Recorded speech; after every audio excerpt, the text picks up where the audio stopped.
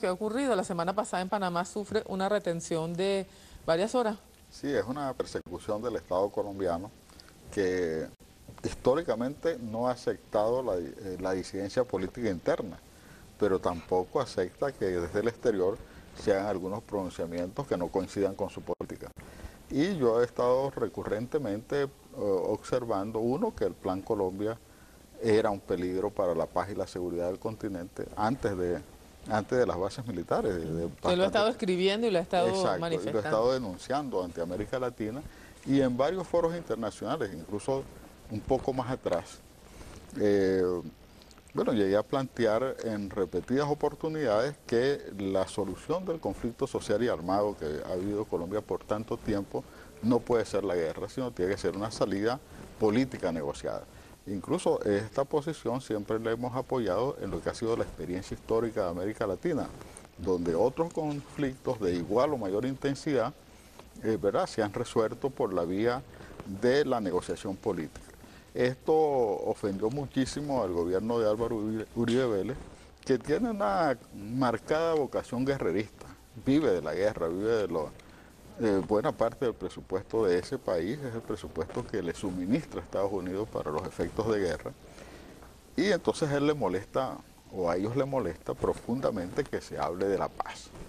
Bueno, eso yo creo que fue el origen por el cual me metieron en el famoso computador ese antimisil. ¿Entiendes? Y entonces, a partir de ahí, se monta todo esto. A partir de allí hay digamos, un expediente en su contra en Colombia. Sí. Y ahora, tal vez por presión del propio gobierno, un juez aparentemente dictó una autodetención. Ahora, hay conexión entre el suceso de Panamá y ese, ¿no? ¿Qué pasó en Panamá? Cuéntenos, porque nosotros vimos las informaciones. Cuando yo llegué al aeropuerto Tocumen, un ciudadano de inmigración, un oficial de inmigración, me dijo que no podía entrar al país porque tenía un impedimento. Yo le dije que me extrañaba muchísimo porque en los últimos 2 años, particularmente desde el momento cuando se transfiere la sede del Parlamento Latinoamericano de Sao Paulo a Panamá, yo había entrado no menos de 14 veces y le mostré mi pasaporte, todas esas entradas. Y le dije, usted mismo ha estado de guardia aquí al momento que yo he entrado. Entonces, no sabía explicar si el impedimento era de entrada, de salida. Después me dijo que había habido un incidente conmigo en el año 79, en otro momento dijo que el año 89. Me mostró una ficha donde figuraba mi fecha de nacimiento en el 2001, ojalá fuera verdad. En fin, era un pretexto, pero yo ahí mismo en el aeropuerto... Es decir, lo que le mostraron no justificaba de ninguna manera. No justificaba, y entonces se dio una alarma muy temprana porque en el propio aeropuerto estaba el embajador de Venezuela esperándome y otros funcionarios de la embajada. Y estaba también el protocolo de la Asamblea Nacional de Panamá. Acuérdense que yo iba a la Asamblea Plenaria del Parlamento Latinoamericano. Yo soy el presidente alterno del mismo, entonces me estaba esperando allí el protocolo de la Asamblea Nacional de Panamá. Eso permitió que se movilizaran muchas cosas en forma inmediata, ¿no?, que tuviese conocimiento nuestro Ministerio del Poder Popular para las Relaciones Exteriores, en fin, nuestro alto gobierno. Y allí mismo, estando allí en el aeropuerto de Panamá, ellos cometieron una arbitrariedad, me despojaron de mi pasaporte diplomático, pero me permitieron que me mantuviese allí en el salón diplomático. Bien, allí mismo yo recibí la información de parte de un gobierno amigo, que me voy a reservar cuál gobierno fue, que eso lo estaba moviendo el gobierno de Colombia. O sea que la retención era para mover autodetención y luego pedir mi extradición. Ahora, para mover claro, que aparece hoy publicado. Esa jugada, por decirlo así, la hicieron el día viernes, ¿no? Y tal vez la idea sería que Panamá se iba a prestar para una extradición. Bueno, el propio presidente de Panamá, Martinelli, a eso de las 5 de la tarde, autorizó mi entrada al país orden que no cumplieron sino hasta las 8 de la noche, cuando él volvió a llamar muy molesto porque yo creo que esa inmigración estaba sobornada por la inteligencia colombiana.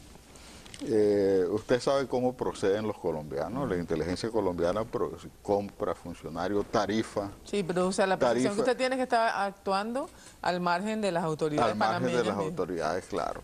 Ellos tarifan el costo de sus enemigos. Hay un antecedente, por ejemplo, acá mismo en Venezuela, muy serio, que fue cuando compraron gente para secuestrar a Rodrigo Granda, ¿no? Bueno, ese es el estilo con que se mueve un gobierno delincuencial como es el gobierno de Álvaro Uribe Vélez. Fíjate que aquí hay varias notas, ¿no? Aquí la tengo en 2 periódicos venezolanos. Uno de ellos cita a la agencia EFE y dice que la agencia EFE dice que usted mantuvo comunicaciones con Luis Edgar Devia, alias Raúl Reyes, utilizando el apodo de Tino, ¿no? Dice este cable. Pero dice, todas las notas dicen, un juez de Bogotá dictó orden de captura contra el diputado venezolano Amílcar Figueroa, pero no dicen cuál es el juez. ¿Usted conoce quién es el juez? No, no tengo conocimiento. Incluso, Tania, en el momento que ellos armaron aquel escándalo del computador, yo tengo entendido que nuestra fiscalía, la fiscala Luis Ortega, le exigió al gobierno de Colombia que mandara los recaudos. Es lo que es lo lógico, ¿no? Y el gobierno de Colombia nunca mandó, por supuesto, todo eso parte de una invención para justificar, digamos, por un lado las órdenes del imperialismo norteamericano es que es de extender el conflicto de Colombia a todo el área. Colombia está en un plan de agresión que no responde a sus propios intereses solamente, sino que es parte del plan imperial de dominación militar de la zona y necesita de esta justificación. Por supuesto. Pero también, sobre todo, pues, cuando tiene tantos dedos señalando lo que ha sido la justicia colombiana, lo que son ahora los casos de espionaje de Colombia contra otros países, pues no solamente contra Venezuela, sino también como contra Ecuador. Entonces es alguna manera también de defenderse de parte del gobierno de Álvaro Uribe. Pero, diputado, fíjese que aquí hay una noticia, lo que informaba más tarde a través de la web, y algunos medios impresos también lo tienen, es que se le había solicitado, ese mismo juez, sí, cuyo nombre no conocemos, colombiano, habría solicitado circular azul o código azul a la Interpol para el diputado Amílcar Figueroa. Hay una nota del Tiempo de Bogotá a esta hora que dice: Interpol no avala circular azul contra diputado Figueroa. A ver si la podemos ponchar, coordinador. Aquí la página web del Tiempo. Por considerarla innecesaria, la central de la Interpol en Francia rechazó la solicitud de autoridades colombianas para expedirla. Amílcar Figueroa Salazar es un venezolano miembro del Parlatino solicitado por la justicia de Colombia dentro del proceso de la FARC política.